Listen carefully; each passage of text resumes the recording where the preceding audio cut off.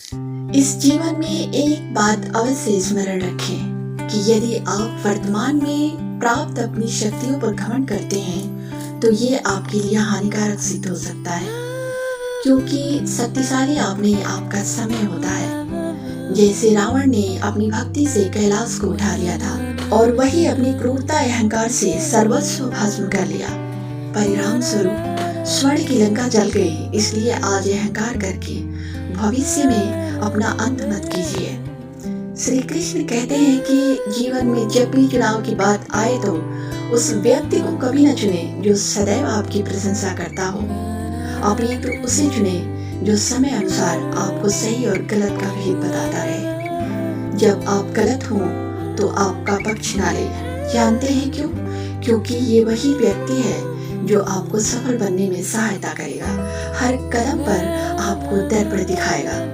स्मरण रखिएगा, जीवन की प्रत्येक सीढ़ी पर फिसलन है और प्रशंसा वो ही फिसलन है जो आपको नीचे गिरा सकती है। इसलिए व्यक्ति की प्रशंसा नहीं, मंशा पर ध्यान दीजिए। इस संसार में सबसे कठिन कार्य है किसी ऐसे व्यक्ति को क्षमा करना जिसने अपनापन जताकर आपके हृदय को आघात पहुंचाई हो। परंतु विश्वास मानिए, यदि आपने हृदय से उसे क्षमा कर दिया तो आप पृथ्वी के सबसे प्रसन्न प्राणी होंगे, क्योंकि जब हम किसी को क्षमा नहीं करते तो हमारा हृदय भी प्रसन्न नहीं रहता। यह एक अटल सत्य है और जिसे क्षमा मिलेगी वह उसके लिए किसी दंड से कम नहीं होगी।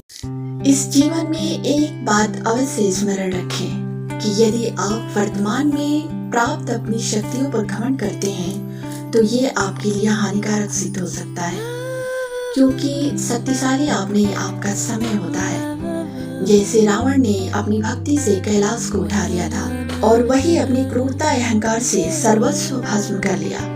परिणाम स्वरूप स्वर्ण की लंका जल गई। इसलिए आज अहंकार करके भविष्य में अपना अंत मत कीजिए। श्री कृष्ण कहते हैं कि जीवन में जब भी चुनाव की बात आए तो उस व्यक्ति को कभी न चुने जो सदैव आपकी प्रशंसा करता हो, अपितु उसे चुने जो समय अनुसार आपको सही और गलत का भेद बताता रहे। जब आप गलत हो तो आपका पक्ष ना ले। जानते हैं क्यों? क्योंकि ये वही व्यक्ति है जो आपको सफल बनने में सहायता करेगा, हर कदम पर आपको दर्पण दिखाएगा।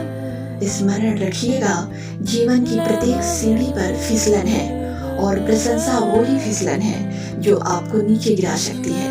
इसलिए व्यक्ति की प्रशंसा नहीं, मंशा पर ध्यान दीजिए। इस संसार में सबसे कठिन कार्य है किसी ऐसे व्यक्ति को क्षमा करना